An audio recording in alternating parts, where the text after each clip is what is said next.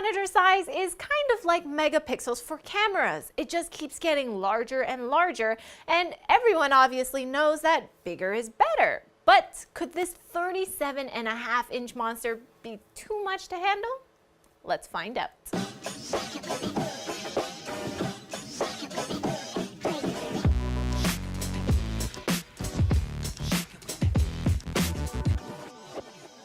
And the answer is no, of course not. It's perfect. Well, almost. This is the Acer XR382CQK BMI JQPH2ZX. And no, I did not make that up. I don't know where they came up with their names, but what I do know from using this monitor is that it's a very, very good monitor. Let's quickly go over the specs. This monitor has a 3840 by 1600 resolution IPS panel that's 37.5 inches big measured diagonally. It's curved with a 2300R rating and sits on top of a very good looking stand that offers height and tilt adjustment. There isn't any rotation, but generally speaking, you shouldn't be getting a curved monitor for that anyways. The stand is removable and a VESA 100 by 100 bracket is included if you want to mount this on an arm or a wall. Just make sure that you have a pretty beefy one since this thing weighs around 30 pounds. Most people agree that a pixel density of around 108 pixels per inch is the sweet spot. This is most frequently found on 27-inch 1440p monitors. This Acer's resolution of 3840 by 1600 gives us a pixel density of 110 ppi, the exact sweet spot. It has that perfect combination of size and usable resolution. 4K monitors sound great on paper, but most of the time it gives you a pixel density that's too high to comfortably use. And if you have to scale your image, then there really isn't a point to having such a high resolution display. For inputs, this monitor has one MHL HDMI port, one HDMI 2.0 port, one DisplayPort 1.2 port, and one Mini DisplayPort 1.2 port. There's even a full-size DisplayPort output for daisy chaining, which is nice to see. Finally, there's a USB 3.1 Type-C connector that splits off into 4 USB 3.0 ports. There's an option to have them provide power even when the monitor is off, so it's great for charging things like your smartphone or wireless mouse. Rounding out the features, there's two 7-watt speakers and ambient LED lighting built into the bottom of the frame.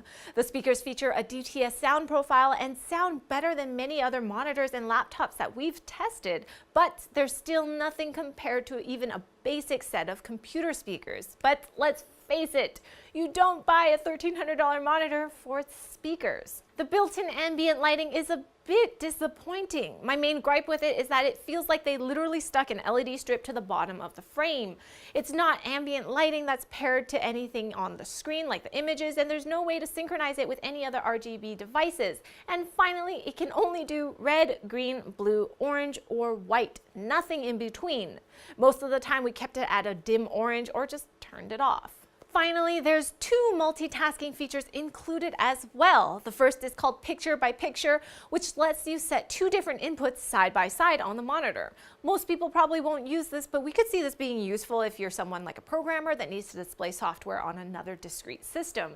The other feature, Picture in Picture, is probably more useful for most people. You could plug in things like your digital cable box and watch TV while doing other things like studying.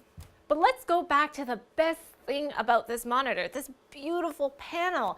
Out of the box, the image is a bit blue, but as soon as you dig into the menus, it's obvious this big monitor isn't just a gimmick. Along with the regular preset modes like gaming and text, there's detailed settings for white balance, gamma, hue, saturation, and after calibrating with our Spider 4 Elite using a 6500K white point, we hit 100% sRGB color accuracy. And if you don't have a calibrator on hand, then don't worry, since the default sRGB preset is pretty good. Backlight bleed is also very well controlled on our sample.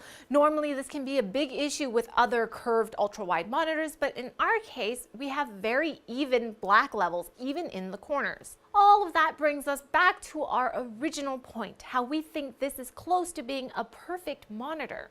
Along with all the other features mentioned, it's also great for gamers. It has a maximum refresh rate of 75 Hz, FreeSync, and a 5 millisecond gray-to-gray response time. And that's a true 75 Hz refresh rate, even with FreeSync disabled and using an NVIDIA graphics card. There's even an overdrive mode to try and get a slightly faster response time, but this may introduce artifacts depending on your monitor and video card. And finally, there's a crosshair overlay that you can enable to help assist you in aiming. So as a single monitor, it's pretty amazing. But that leads us to our only downside that we could think of. It doesn't pair well with other monitors. Even with so much screen real estate, we still like having a second or third monitor. So if you're playing a full screen game on the monitor, then it's nice to have things like chats, voice programs, or even your Twitch stream settings visible on another screen. With a screen size of 37.5 inches, that leaves us with a vertical display height of 14.5 inches and a vertical resolution of 1600 pixels. 27-inch monitors are normally 13.2 inches tall and usually come in at about 1440 pixels, while 30-inch monitors have 1600 pixels but are 15.9 inches tall. So if you don't mind having mismatched monitors, or if you like having a single monitor, then the Acer XR382CQK could be your perfect monitor if you have enough space on your desk. That's it for this episode, guys. Thank you so much for watching. Click over here for previous videos and check us out on Twitter over here. But as always, like the video if you liked it, comment down below for fans with benefits, and subscribe for more videos like this from NCIS.